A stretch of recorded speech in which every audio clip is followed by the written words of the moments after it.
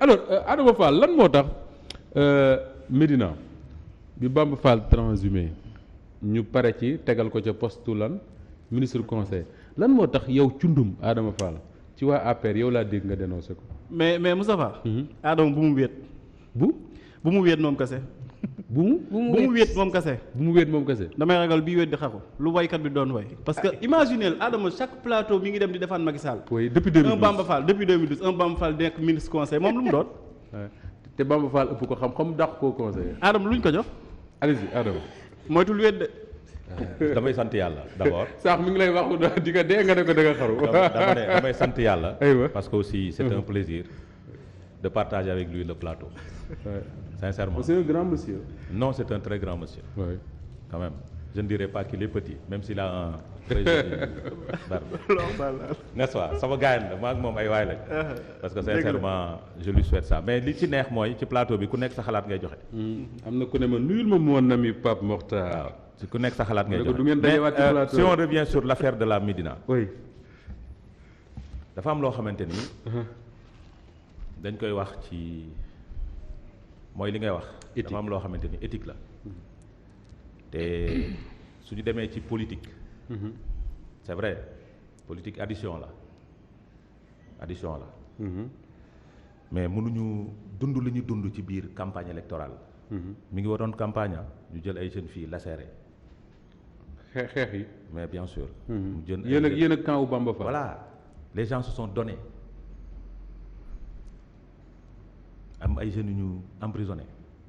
Les gens ont souffert. Ñun on n'a pas digéré notre défaite. On nous dit qu'il a été nommé ministre conseiller. Oui.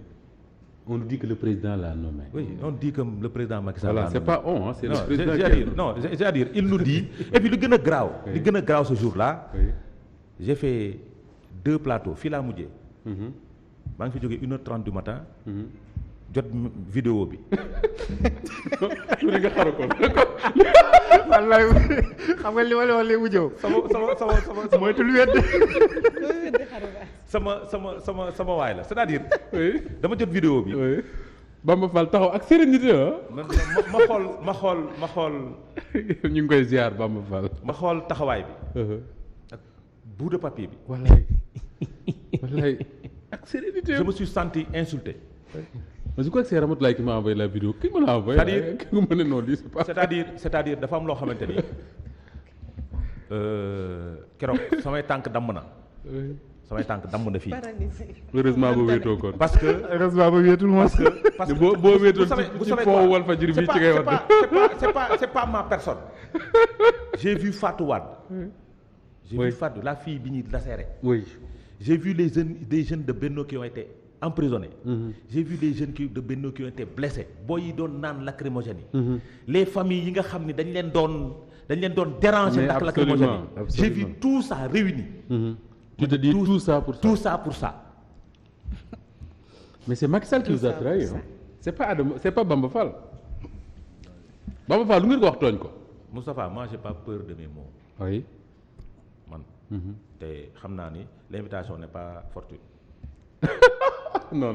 J'ai pas peur de mes mots. Oui, allez-y. Man ragaluma li may wax. Bismillah. Et face caméra. J'ai dit que Macky Sall musuma tooñ mais mi ngi may doog a tooñ mi ngi may doog a def lu ma metti man ci àdduna. Parce que je me suis battu contre cette personne-là pendant des années. Pourquoi tu nga 10 ans opposé wu ak Bamba Fall pendant 10 ans. 10 ans par rapport à sa gestion nébuleuse. Par rapport à son comportement, par rapport à ses déclarations. Xaste wax ju ñaaw saaga traité de tous les noms d'oiseaux. Je dis que Médina bi ma dëkk man bi nga xam ne samay maam fa la ñu dëkk mérité wu ñu nit ku mel nii. Et j'ai pris sama propre responsabilité. su kenn xeexul man ma xeex. Et je l'ai fait seul laa wax seul avant kenn di démarrer. laa commencé amul ñu la woo ci responsable APR ne la waxal ñun mënuñoo wax. non amul kenn ku ma woo parce que ba may wax sax tayu ma ko bokk parce que je ne pouvais pas me retenir il faut que je déverse ma génne li ma yor wax ci parce que dafa am loo xamante ni yar la et je l'ai dit man mënuma toog 10 ans ma ne kii baaxul. tey ma ne baax na. mais est-ce que le président Macky Sall deful benn. lu ñu am na ci droit réalisme wala pragmatisme. il se dit simplement que malgré li ngeen investir foofu yéen ñëpp yéen ak Cheikh Ba. Seydou Gueye ngeen àndal ñëpp Bamba Fall dóor na leen il prend Bamba. oui jëloon na ko Idi dañ ñëw duma. waaw loolu de dëgg la. jël na ko parcelle. Idi da leen a dóor ba wat leen ci mbedd. non jël na ko parcelle. ñu dóor leen ba diri ci mbedd. dañ ñëw duma. def na ko Banda Diop. pourquoi il continue à le faire alors. def nañ ko c'est-à-dire on n'apprend pas de nos erreurs. non di Macky Sall n'apprend pas de ses erreurs. le président Macky Sall. non bi laay bañ. non bàyyi ma wax la lu clair. les experts politiques qui sont au niveau du palais n'apprennent pas de nos erreurs. parce que su nekkoon. addition rek. 1 plus 1 parce que fi mu ne nii déjà on est en train de calculer les gens de. Benno ils sont en train de faire les calculs. naan pour législative yi voilà am nañ 8000 kii am na 9000 suñu calculer on aura 18000. Bamba du am sax 500 voix. mais est-ce que ragalu leen ngeen dem législative Bamba Fall nekk seen tête de liste à Dakar bu boobaa moom xaru dina Dakar. Moussa Ba.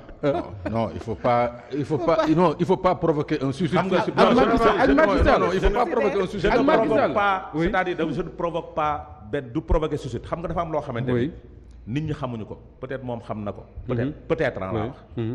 parce que nag Bamba fu mu làqatu lay wut.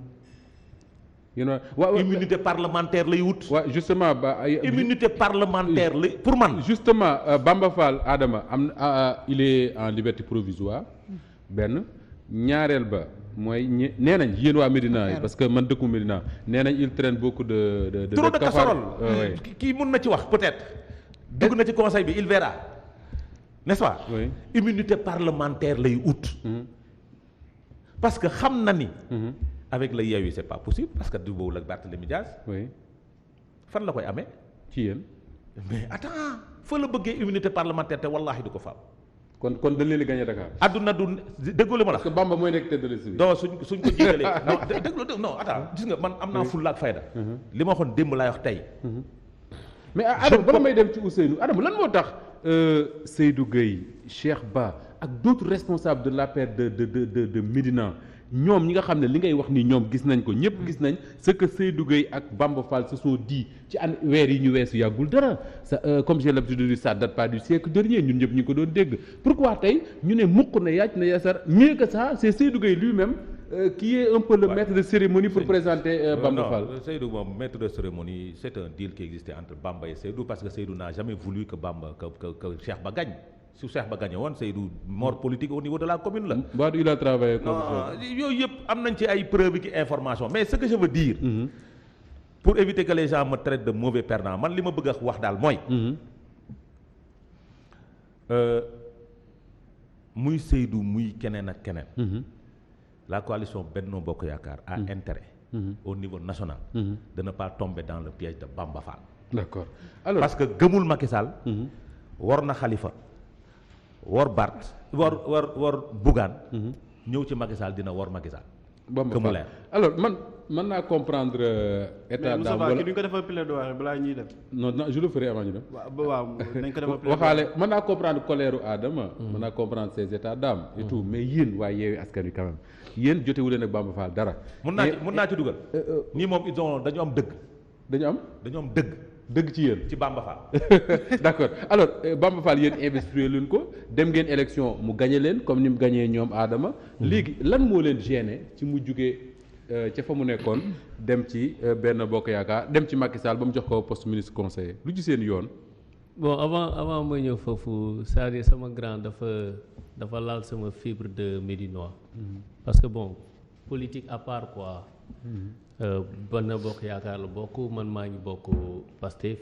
bokk Yewwi Askan Wi. honnêtement il a beaucoup investi dans l'APR à la Médina ça je le dis je le lui reconnais parce que du ma naa fekk quoi. D'accord. c'est pas parce que cas bi da ko soulever que ma koy jërëtul ñu def plaidoyer bi. non je le dis parce que bon ñun tamit bu dul dara. li mu wax moo ko xaw a touché tuuti. non dañuy politique mais du ñu tere wax tamit li ñu xam. il a beaucoup fait. sonn na ci APR Médina. donte ni nag man ak moom yombul il la sait. tout le temps ci plateau dañuy mbëkkante. mais il a beaucoup investi à la ma yokk ci rek pour être pour rester honnête c'est pas parce que Adama est là Adama man def on n'est pas des amis on se fréquente pas. amul lu may mais ce que je sais. man moo di ne fii ci Walfadjri il est arrivé des moments yoo xam ne pour nga daan gis quelqu'un bu ñëw fii défendre Macky Sall c'était impossible. surtout au mois de mars. Mois de mars non. 2021. Où sa vie a été menacée il est venu ici. pour défendre Macky Sall et je crois que ba muy ñibbi sax ñun ñoo ko mujj dugal suñu oto pour mën ko rawale. non looloo tax ca mars boobu taxawaay moo tax man ak moom jubóowuñu. mais honnêteté mais non déedéet Adama dama la koy may non dama la dégg non damay présenter à Ousmane Sonko et aux militants du PASTEF mes sincères excuses. Ça c'est l'info de la soirée. Non may ma par rapport à ce poste-là. Parce que politique jarul yenn yi politique dafa war a ànd ak éthique ak morale. Ça c'est l'info de la soirée. Non, ça c'est Les excuses de Adama Fall à Ousmane Sonko. Non, et je le remercie que mu nangu def ko parce qu'il sait que moom xam na ce poste qu'il a fait, ce qu'il a fait aux militants de Pastef. Et ça a fait mal. Et man ak moom mii nga xam ne ñoo bokk quartier on est du même ASC. ñoo bokk dëkk Ndiathiar. Jusqu'à présent li mu ko mënul baal mooy loolu. awma problème ci ay position politique am. awma problème ci engagement politique am parce que politique am mel noonu ku nekk ak fi ngay tànn.